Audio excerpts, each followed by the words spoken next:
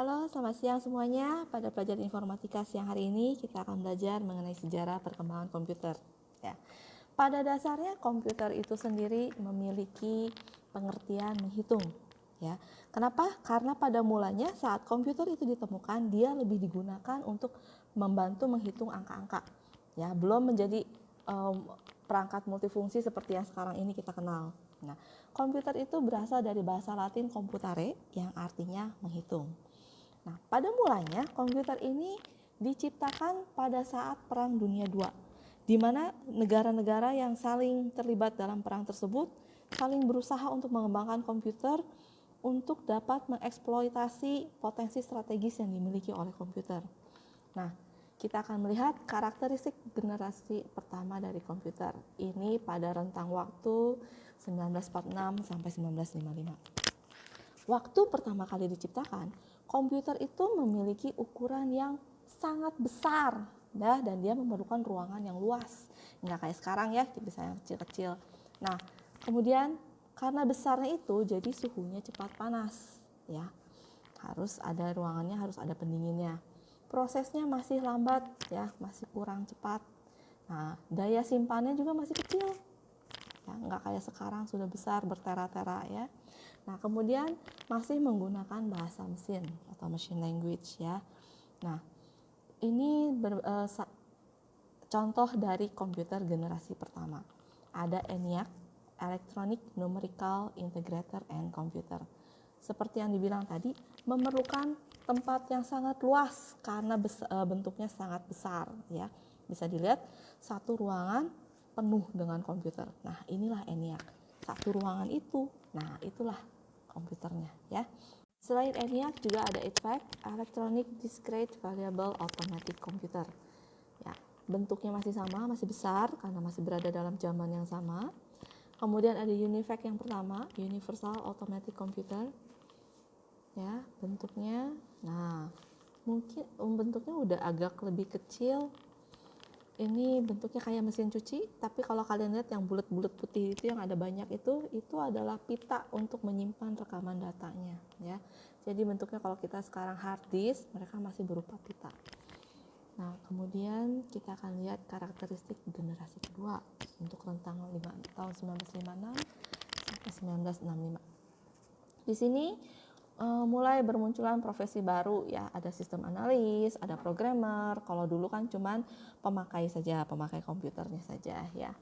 Nah, kemudian di zaman ini komputer ukurannya jadi lebih kecil, udah pakai bahasa assembly ya.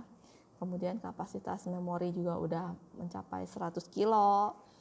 Kemudian mulai ada bahasa-bahasa yang lebih tinggi ya, bahasa pemrograman, ada Fortran, Formula Translator, ada COBOL, Common Business Oriented Language, dan ada ALGOL yang dipakai sebagai bahasa pemrograman ya. Nah, ini contoh gambar, ini contoh penampakan komputer pada zaman generasi kedua ya. Ada UNIVAC 1108, lihat di atas ya. Kemudian ada IBM. Nah, IBM ini mengeluarkan ada dua macam, yang 1620 dan 7094. Semua bentuknya masih besar, terutama yang CDC 3600 itu ya, masih memerlukan ruangan yang sangat luas. Kemudian kita akan lihat generasi ketiga ya. Nah, di generasi ini mulai ada pergantian germanium transistor oleh silikon transistor ya. Kemudian mulai ditemuin dan dipakai IC, integrated circuit. IC ini berisi transistor, resistor, dan kapasitor. Kalian akan belajar itu di fisika ya. Kemudian bahasa pemrogramannya juga sudah naik level ya, ada Fortran 4, ada COBOL ya. Nah, untuk yang sekarang ini perkembangan komputernya mulai masuk ke dalam bisnis ya, sebagai bahasa untuk bisnis. Nah, kemudian pada generasi keempat, ya generasi keempat ini dibagi dua, ada dekade pertama dan dekade kedua. Kita lihat dekade pertama dulu. Nah, di sini sudah mulai menggunakan large scale integration dan very large scale integration. Ya. Isinya 50.000 transistor per chip. Aduh Miss, ini apa sih? Miss ini lagi ngomong apa ya? Tenang aja, nanti itu tugas kalian untuk mencari tahu apa sih itu ya. Kemudian mulai dibangun sistem network, Dan software pun terus berkembang ya, mulai ada Fortran 77 ya, ada Pascal, Ada, dan COBOL juga sudah meningkat versinya. Nah, untuk generasi keempat dekade kedua ya, perhitungannya sudah mulai lebih cepat ya, mulai kenceng. Kita singkat aja ya. Besar memori juga udah lebih besar, udah punya tempat penyimpanan sementara, dan pada masa ini 3 perusahaan raksasa komputer ya, zaman dulu 3 yang terbesar sampai sekarang juga masih terkenal, ada Apple, ada Motorola, dan ada IBM. Motorola udah mulai tidak terkenal ya, dulu mah ada. Kemudian IBM di sini mulai menciptakan Pentium di tahun 93 ya, sebelum berakhir generasi keempat. Nah, sekarang kita ini berada di generasi kelima yang dimulai dari tahun 96 sampai sekarang ini masih terus berkembang ya. Nah, udah semakin canggih, kalian lihat sendiri. Udah ada microprosesor ya, udah ada semiconductor. Media penyimpanannya udah macam-macam, udah ada hard disk, udah ada flash disk ya. Dulu masih ada disket, CD, itu juga udah keren. Sekarang pakainya flash disk dong ya. Flash disk juga dulu mah kapasitasnya kecil, 32, 64, 128. Sekarang masa tera juga asa kurang ya, masih berasa kurang. Nah, kemudian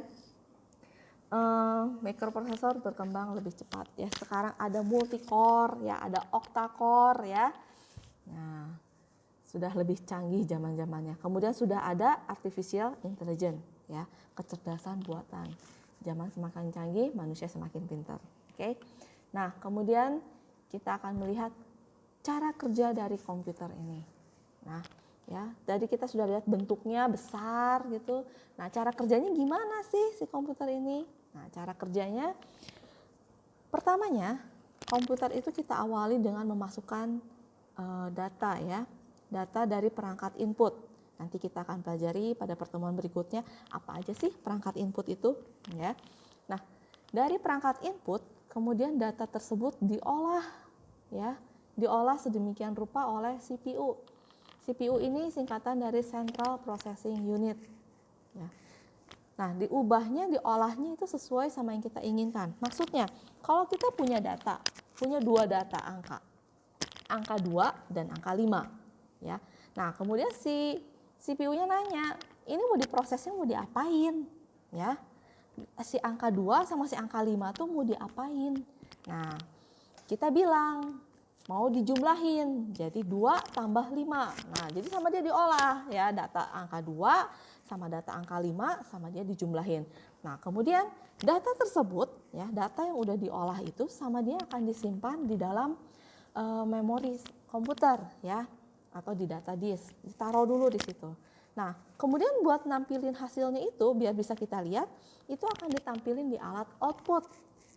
Ya. Alat output. Nah, misalnya alat output itu adalah monitor. Oke. Nah, jadi data ya, data di input kemudian diproses dan hasilnya berupa informasi yang kita lihat di alat output ya. Sampai di sini bisa ya. Nah, tugas pada pertemuan hari ini adalah cari tahu. Kalian cari tahu apa sih yang dimaksud dengan microprosesor, semiconductor ya. Kemudian apa sih yang dimaksud dengan tadi cache memory itu apa gitu ya. Large scale integration itu apa? Sistem network itu apa? Nah, kalian cari tahu. Istilah-istilah yang ada di video ini yang kalian tidak tahu, kalian cari tahu, kemudian kirimkan di Google Classroom ya. Kirimkan di Google Classroom dengan nama file tugas 1 TK strip nama dan kelas kalian. Oke? Sampai sekian pertemuan kita hari ini, sampai bertemu lagi minggu depan. Sampai jumpa. Terima kasih.